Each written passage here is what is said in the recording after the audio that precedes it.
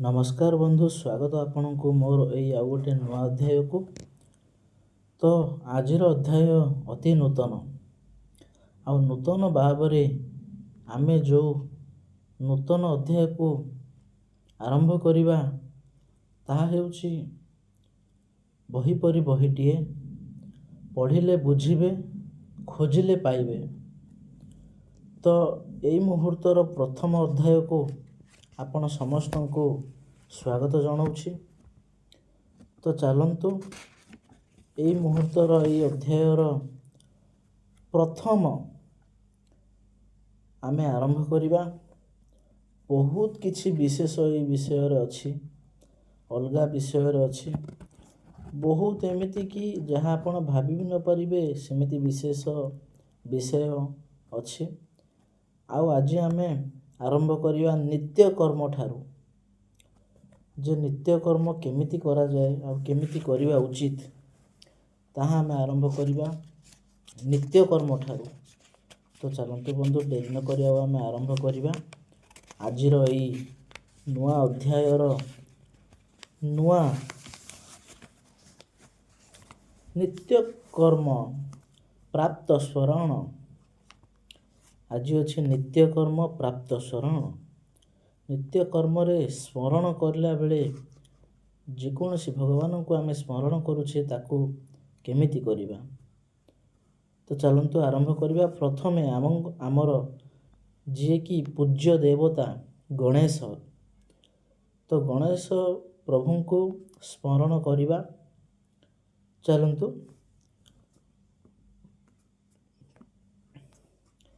प्राप्त स्मरामि गणनाथ मनाथ बंधु, सिंदूर रूप परिशोभित गुंड जुग्म मम, उदंड विघ्न परिखंड नचंड दंड माखंडलीदि सूर नायक वृंद वंद्यायम। तो बंधु स्मरण आमे कले एबे गणेश ठाकुर को। या परे आमे जे विष्णु भगवान अछंती तांको स्मरण करिबा। ताको स्मरण कला बेले केमिति स्मरण करिबा चलंतु आरंभ करिबा। विष्णु प्राप्त स्मरामि भगवती महार्तिनाश, नारायण गरुड़ वाहन मबुजनातम, ग्राह विभूत बरबारण मुक्ति हेतु, चक्रायुद्ध तरणवारी जपत्र नेत्रयम। तो आमे एबे स्मरण परिवार मंत्र कहली भगवान विष्णुकर। तो एबे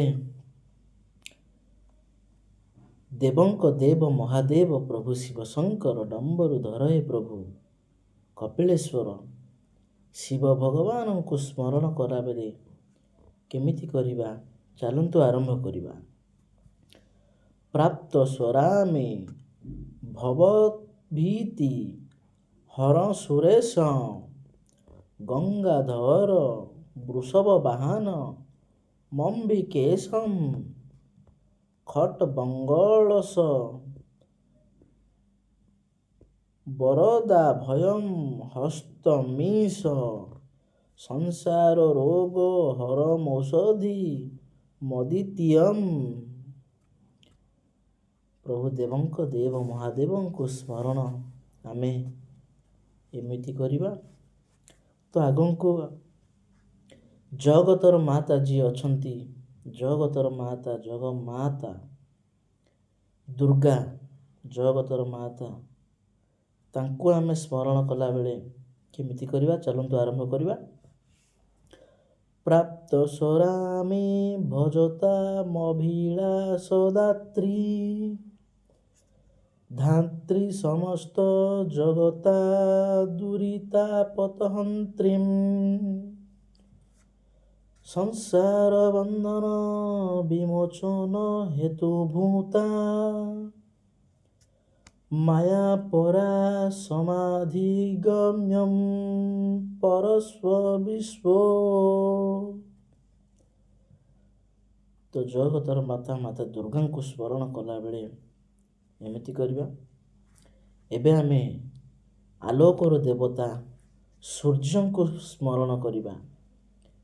ତ ଚାଲନ୍ତୁ ଆରମ୍ଭ କରିବା ସୂର୍ଯ୍ୟ ଦେବତାଙ୍କୁ ସ୍ମରଣ।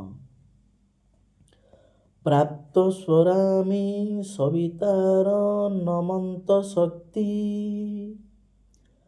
ପାପୋଘ ଶତ୍ରୁ ଭୟ ରୋଗ ହର ପହଞ୍ଚ ତ ସର୍ବଲୋକ କଳନାତ୍ମକ କାଳ ମୂର୍ତ୍ତି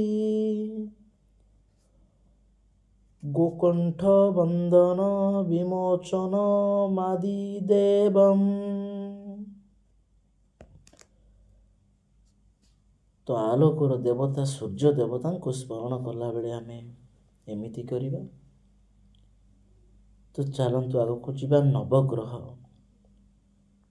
ନବଗ୍ରହଙ୍କୁ ସ୍ମରଣ କରିବା।